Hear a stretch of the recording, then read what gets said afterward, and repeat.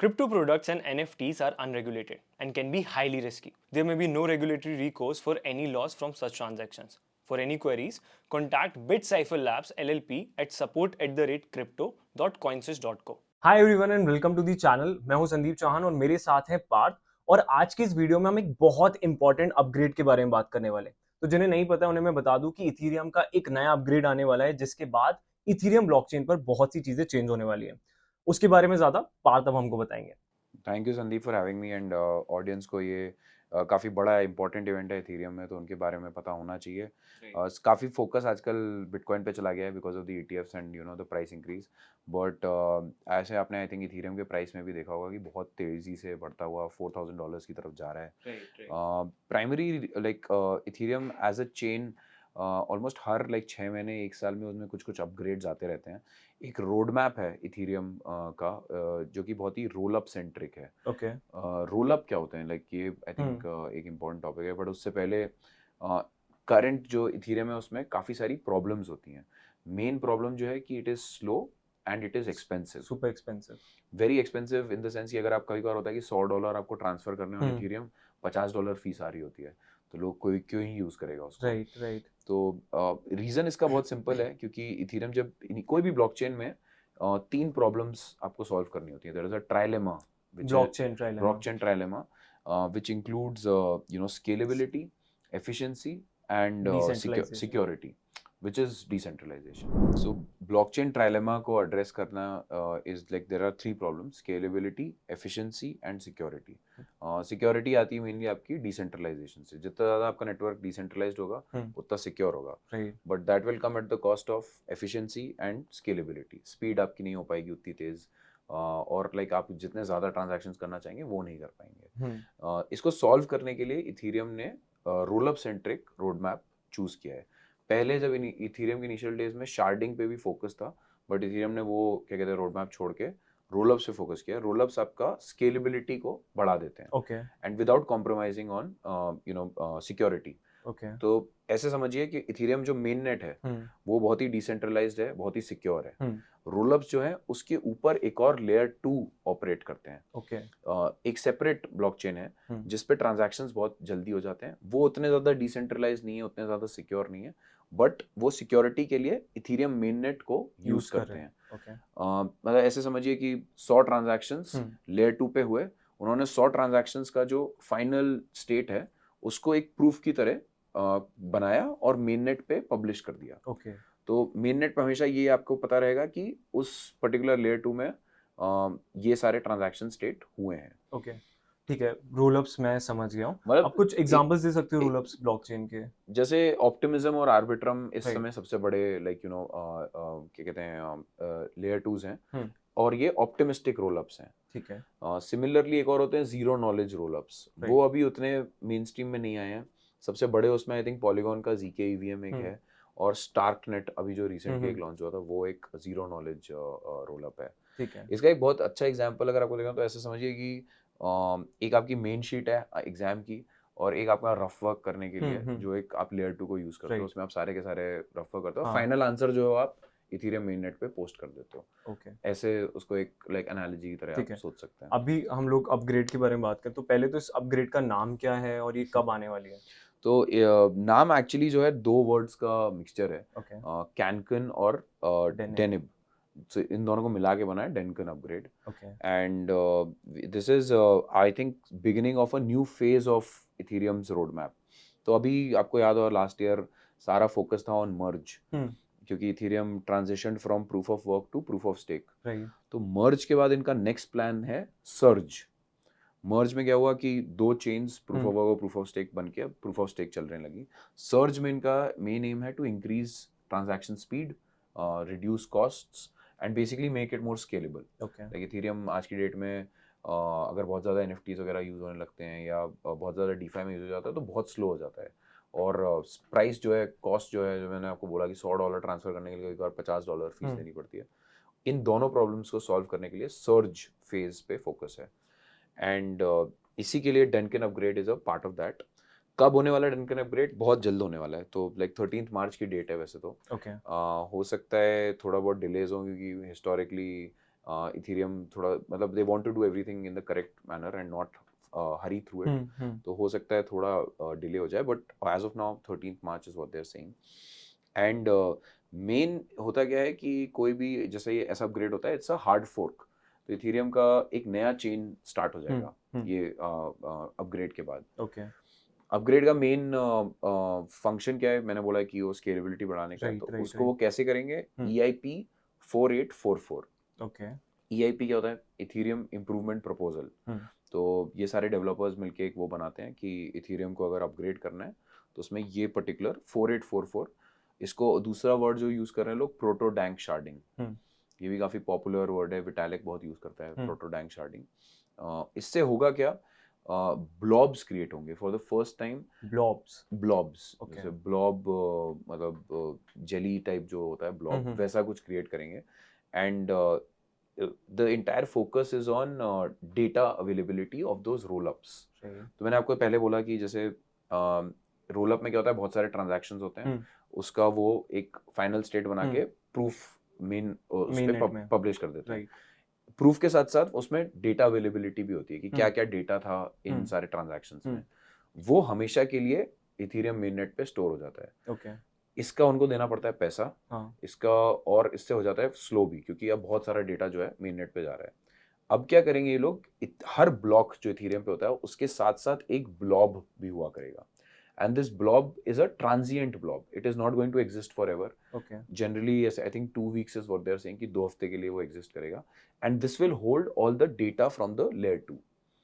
तो अब होगा क्या, layer 2 में सारे transactions हुए, उन्होंने ट्रांजैक्शन का एक प्रूफ जो है वो मेन नेट पे डाला, सारा डेटा जो है वो ब्लॉब में डाला, एंड वो चलता रहा। अब जनरली 2 हफ्ते का टाइम मैं क्यों बोल रहा हूँ, क्योंकि अगर कुछ फ्रॉडुलेंट ट्रांजैक्शन हुआ है या कोई किसी को रेस करना है इशू की, कोई ट्रांजैक्शन में कोई गलती हुई है, तो वो 2 हफ्ते में इस डेटा को यूज करके उसको फ्लैग कर सकता है। After 2 weeks these blobs will not exist, they won't exist. एक फाइनल स्टेट होगी, एक प्रूफ स्टेट होगी, and it will be assumed कि जो भी वेरीफायर था उसने वेरीफाई कर दिया सारा डेटा। तो इससे 2 बहुत बड़ी चीजें होने वाली हैं। एक तो होगा कि instead of permanent storage I only have to pay for 2 weeks का storage on that blob. This is going to bring down costs by 50 to 100x। ऐसा नंबर लाइक कोट कर रहे हैं लोग। अगेन अभी पता नहीं है कि एग्जैक्टली क्या होगा, बट लाइक जो एस्टिमेट्स हैं वो 50 to 100x reduction in cost है। एंड दूसरा होगा स्पीड, लाइक बिकॉज जो बड़ा डेटा है वो मेन नेट पे पब्लिश नहीं करना होगा, मेन नेट पे जो ट्रांजैक्शन चल रहे हैं उससे compete नहीं करेगा, तो बहुत जल्दी ये प्रोसेस हो सकता है। स्पीड में ऑलरेडी हम देखते हैं कि जैसे इथेरियम जो मेन नेट है उस पे आई थिंक 15 से 18 ट्रांजैक्शन पर सेकंड का स्पीड है, वर्सेस रोलअप्स पे अराउंड 100 to 200 है। After protodank sharding people are saying this can scale up to 100,000 transactions per second. So मतलब ऑर्डर ऑफ मैग्नीट्यूड जो है स्पीड बढ़ने वाली है। Again all of this is conjecture, like लोग सोच रहे हैं कि ऐसा होगा। जब ये फाइनली अपग्रेड होता है March 13 को, उसके बाद we will get to know कि कितना मटेरियलाइज होता है, कितने बेनिफिट्स जो है वो एक्चुअली यूजर को मिलेंगे। Right, okay. तो मेनली हम देखें तो ट्रांजैक्शन स्पीड बहुत ज़्यादा बढ़ जाएगी, उसके बाद जो फीस पे करनी पड़ती थी आपको कोई भी ट्रांजैक्शन को वैलिडेट करने के लिए वो बहुत ज़्यादा कम हो जाएगी। इसके अलावा कुछ और चेंजेस हमें देखने को मिलेंगे। So it is part of a road map also, like कि इनको और भी इसके बाद अपग्रेड्स करने हैं, उसके लिए this sort of infrastructure is very important. कि ये जो बीच में एक ट्रांजिएंट ब्लॉब आ जाएगा विच विल होल्ड डेटा। आजकल डेटा अवेलेबिलिटी और मॉड्यूलर ब्लॉकचेन्स पे बहुत काम चल रहा है। हमने रिसेंटली लिस्ट किया था टोकन सिलेस्टिया, जिसका टोकन है TIA. Celestia is the blockchain. Basically that entire blockchain is only focused on data availability, कि जो भी रोलअप्स हैं वो सिलेस्टिया के ब्लॉकचेन को यूज कर सकते हैं फॉर डेटा अवेलेबिलिटी। तो future road map of Ethereum is towards a modular blockchain, and उसमें प्रोटोडैंक शार्डिंग और ब्लॉब्स का बहुत इंपॉर्टेंट यूज केस है। ओके, ठीक है। Now coming to the price of Ethereum, हम जैसे आपने स्टार्टिंग में मेंशन कर दिया था कि इथेरियम बहुत तेजी से भाग रहा है और $4,000 को टच करने वाला है। तो पहले हमने कहीं बात ये भी करी है कि एक चांस तो ये भी है कि इथेरियम ETF आने वाले, ईथर ETFs आने वाले हैं, तो वो भी रीजन है। क्या ये अपग्रेड भी उस प्राइस आपके सर्च के So, टुवर्ड्स रीजन है? ये दोनों बहुत बड़े ट्रिगर्स हैं फॉर हाँ। Ethereum price action, but dates का डिफरेंस है। जैसे ये अभी अपने नेक्स्ट एक हफ्ते में पता चल जाएगा कि डनकन अपग्रेड हो रहा है कि नहीं। राइट। उसमें एक डेडलाइन है मई की। हम्म। मई में basically SEC has to either approve और reject ETH's spot ETH ETFs. अगर वो अप्रूव हो जाते हैं तो बेसिकली पीपल आर सेइंग कि जैसे बिटकॉइन में प्राइस राइज देखा है हमने because of the ETF and the inflows from institutions, we will see similar inflows for ETH. And ETF का आना बहुत बड़ा एक sort of legitimisation of an asset है कि अब वो एसेट कोई भी अपने पोर्टफोलियो में रख सकता है। Right. तो वही बिटकॉइन के साथ हुआ है, लोग एक्सपेक्ट कर रहे हैं कि इथेरियम के साथ होगा। हैविंग सेड दैट, कंफर्म नहीं है कुछ भी, बट ब्लैक रॉक ने किया अप्लाई। ब्लैक रॉक का अभी तक जो ईटीएफ अप्रूवल रेशियो है, it is almost like 594 to 1 चल रहा है। तो उन्होंने 595 कुछ अप्लाई किए और सारे के सारे ऑलमोस्ट अप्रूव हो गए। तो people are hopeful and price I think उसकी वजह से फॉलो भी कर रहा है। एक और इंटरेस्टिंग है, Ethereum different from bitcoin. Bitcoin का सप्लाई फिक्स्ड है, इथेरियम का सप्लाई डिफ्लेशनरी भी हो गया है अभी। तो लास्ट ईयर जब लंदन अपग्रेड हुआ था उसमें बेसिकली क्या था कि अगर बहुत ज़्यादा ट्रांजैक्शंस होने लगते हैं on Ethereum network, so some amount of ETH is burned. Okay.